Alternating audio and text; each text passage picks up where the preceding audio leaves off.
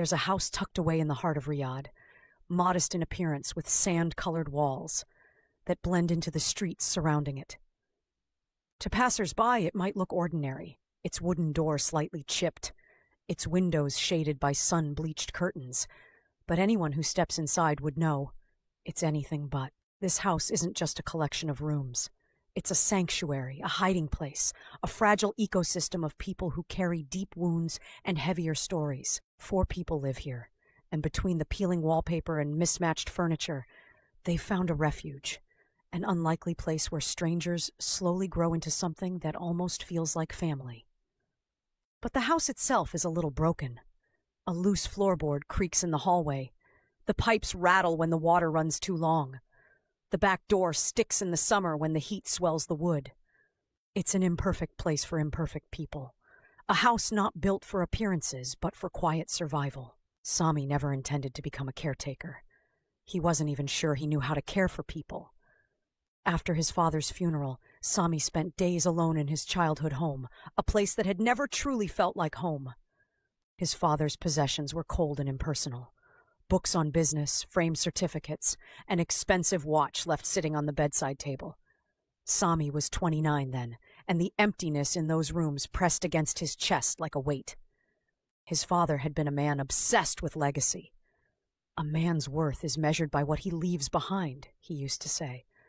His father left behind money, connections, and power, but none of it seemed to have a heartbeat.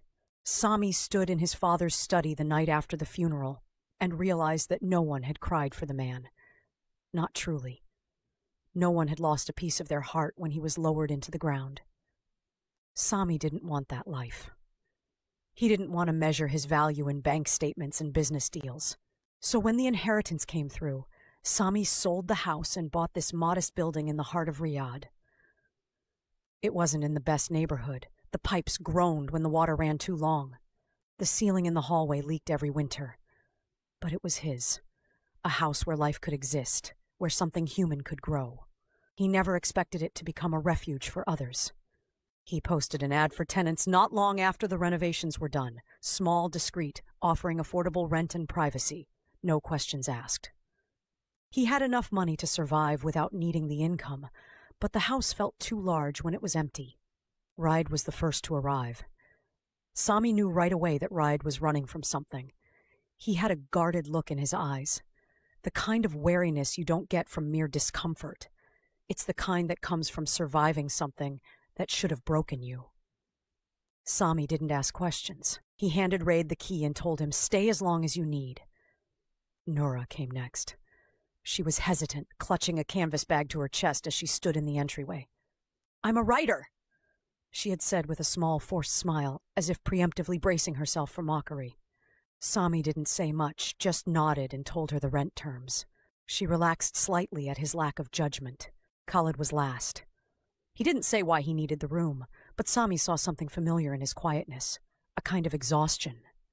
He'd seen it in his own reflection. Sami handed him a key without asking for details. In those early months, Sami kept his distance. He repaired things when they broke, left extra groceries in the fridge, made sure the lights stayed on, but he didn't interfere. He wasn't sure if he knew how to care for people without smothering them. But slowly the house began to shift. He started leaving coffee cups for Raid in the mornings. He found himself listening to Nura's voice drift from her room as she read her stories aloud. He caught Khalid sitting on the back steps one night, looking out at the city lights, and sat down next to him without saying a word. And then one evening, Sami woke to the sound of quiet sobbing coming from the hallway. It was Raid. He found him sitting on the floor outside his room, his arms wrapped around his knees. Sami hesitated at first. He wasn't sure if Raid would want comfort, but then he sat down beside him. "I'm fine," Raid said, his voice flat and rough. "You don't have to be," Sami said quietly. Raid's shoulders shook, but he didn't pull away when Sami placed a hand on his back.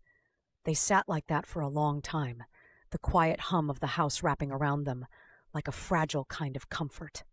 Raid had spent most of his life learning how to survive.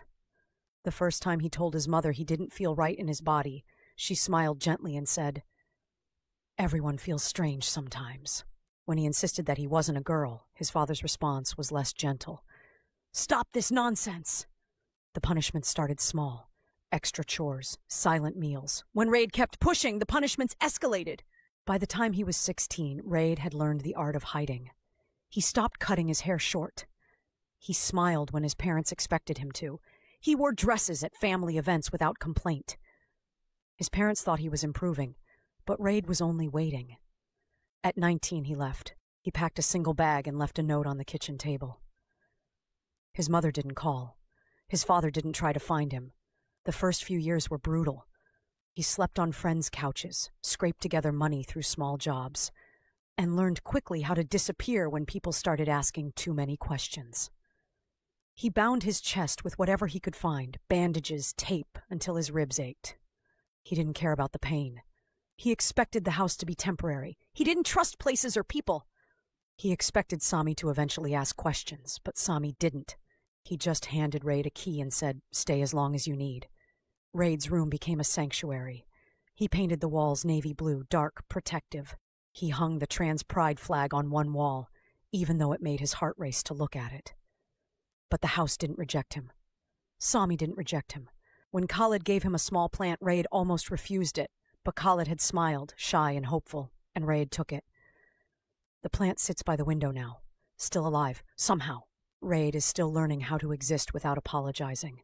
Some days are better than others, but the house gives him room to figure it out. Noura's room is painted in warm yellows and soft creams.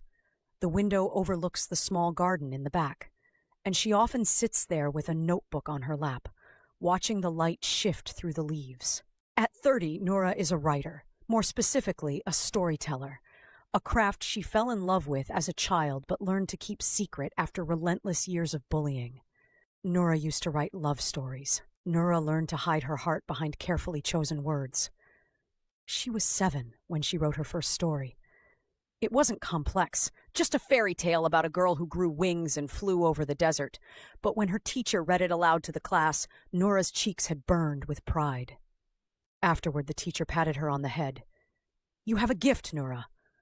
She held those words close, carrying them like a charm. But the world wasn't kind to girls who dreamed too loudly. Her father was a government clerk, a quiet, disciplined man who believed in hard work and modesty. He was not cruel, but he was emotionally absent, tucked behind a wall of quiet disapproval. He didn't understand Noura's fascination with stories.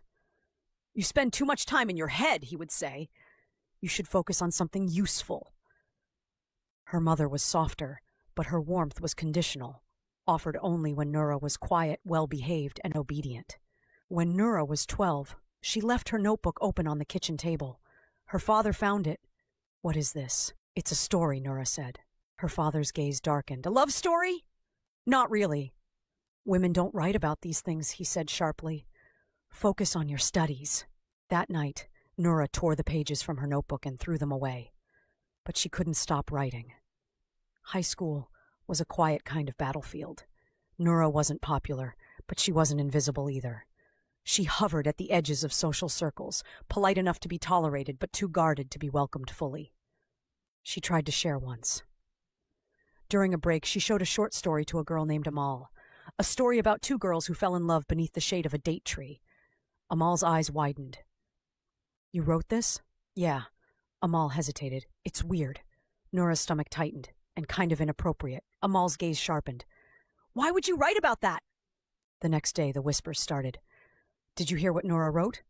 She's obsessed with romance. Probably desperate." The rumors followed her for months. By the time she entered university, Noura had mastered the art of blending in. She studied literature, not because she expected to write professionally, but because stories were the only thing that still made her feel whole. But she kept her head down, wrote her papers, and passed her exams without attracting attention. She joined a creative writing group, but she never shared her work. The others were loud and confident, writing about war and politics and existential despair. Noura's quiet love stories felt childish by comparison, so she stayed quiet. It wasn't until her senior year that she let someone read her work again. A professor, a kind woman named Dr. Samira, left a handwritten note on her final submission. "Your writing is beautiful. Stop hiding." Noura kept that note folded in her wallet for years. When Noura first arrived at Sami's house, it wasn't because she needed a place to stay. It was because she didn't know where else to go. She had finished university. Her father was already discussing marriage proposals. Her mother would say, "It's not that you have to stop writing. It's just that you'll have less time once you have a husband." Noura wasn't opposed to marriage, but the idea of becoming a wife, of stepping into a life where her identity would be shaped by someone else's expectations, filled her with quiet dread. She found the house through a friend. Sami didn't ask for details when she arrived with a suitcase and a guarded expression. "How long will you stay?" he asked. "I don't know," Noura admitted. "That's fine," Sami said. "Take your time." Her room was small, but clean, with a window overlooking the narrow street. There was a writing desk beneath the window, and when Noura opened the drawer, she found a blank notebook inside. She didn't ask if Sami had left it there on purpose. Sami didn't talk much, but he had a way of noticing things. Noura would sit in the kitchen late at night, nursing a cup of tea and scribbling notes in her notebook. Sami would pass by, glance at the open pages, and say nothing. But sometimes he would refill her tea without being asked. One night, after Noura abandoned a story halfway through, Sami picked up the discarded notebook. "Why'd you stop?" Noura's throat tightened. "It's not very good!" "Doesn't matter." Sami set the notebook back down. "Finish it anyway." Noura hesitated. "Because you deserve to know how it ends." She finished the story that night. Raid wasn't what Noura expected. He was guarded, sharp around the edges, but underneath his protective exterior was someone thoughtful. Kind. "You're always writing. It's a habit. Do you ever let anyone read it?" Noura's gaze lowered. "Not usually." "Why not?" Noura hesitated. I guess I'm afraid "Of what?" that it's not good enough. "Then write for yourself." Do you? "Yeah." It was Noura who brought the others together the first time. One night, Sami was in the kitchen. Raid was fixing something in the hallway, and Khalid sat near the window. Can I read something to you? "Go ahead." Noura read. Her voice wavered at first, but as the story unfolded, a quiet tale about a girl searching for home, her words steadied. She didn't look at their faces while she read. She was afraid of what she might see. When she finished, there was a long silence. Then Sami clapped. Khalid smiled. Raid said simply, "You should write more." And for the first time, Noura believed it. After that night, Noura started leaving her stories out in the open. Raid would read them and leave quiet comments in the margins. Sami started asking about her characters. Khalid sat with her while she wrote, offering quiet company. One morning, Noura found Raid's sketchbook open on the table. He had drawn a scene from one of her stories. A girl with wings, standing beneath a date tree. You're good at this, Noura said. Raid's gaze softened. "So are you." Khalid's room is as quiet as he is, its walls a muted beige, adorned with nothing but a single framed photo of a barren desert landscape. At 23, Khalid is still figuring himself out. His parents tried their best, but they were strict and traditional, pushing him toward a path he never wanted to walk. Khalid learned early how to disappear. He was 8 when his father told him to be a man. His father was a civil engineer, a man of precision and order, who approached raising a family the same way he approached his blueprints, with strict lines and no room for error. But Khalid had never known how to translate the storm inside him into words. He lived in his head, sorting through thoughts and emotions silently, hoping someone would see the quiet distress beneath his composed surface. His mother was softer, but she lived beneath his father's shadow, drifting through the house like a ghost. You're so quiet, Khalid. I know. You remind me of myself. But then his father's footsteps would echo down the hall, and she'd stand up, smoothing down her dress, and the fragile moment would pass. Friendships always felt transactional. Romantic relationships were even worse. Shallow, fleeting connections that left him feeling emptier afterward. He's lived in Riyadh all his life, surrounded by people, but never truly seen. Khalid's first relationship wasn't really a relationship at all. He met Fairs at university, a boy with an easy smile and dark eyes that glittered when he laughed. Fairs wasn't afraid of attention. He commanded it. He pulled Khalid into conversations at lunch, looped his arm around Khalid's shoulders in hallways, called him brother in front of everyone. At first, Khalid felt seen, but it didn't last. Fairs started dating someone else, a girl named Lena, and when Khalid congratulated him, Fairs just smiled. You didn't think we were... No. Khalid said quickly, cheeks burning. You're too serious, Khalid. You've got to lighten up. After that, Fairs drifted away. Khalid watched from a distance as he flourished in social circles Khalid couldn't seem to penetrate. Eventually, Fairs stopped texting back altogether. Khalid told himself it was nothing. But it was the first time he realized how deeply loneliness could cut, not through absence, but through proximity. A small plant sits by his window, a gift from Raid. It's resilient, Raid had said, even when you forget to water it. Khalid took the plant with a smile, though he didn't tell Raid it was the first gift he'd accepted in years. The house won't fix everything. It can't erase trauma or promise them a future free of hardship, but the silence grows warmer. Sami finds himself laughing with Noura one evening over a shared memory from school. A sound so rare, it feels foreign even to him. Khalid starts joining Raed for coffee in the mornings, their conversations awkward, but genuine. And during a rare moment when everyone is home, Noura reads one of her stories aloud. When she finishes, Sami claps softly, and Khalid offers her an earnest smile. Raed simply says, "You should write more." It's not a perfect family, but it's enough.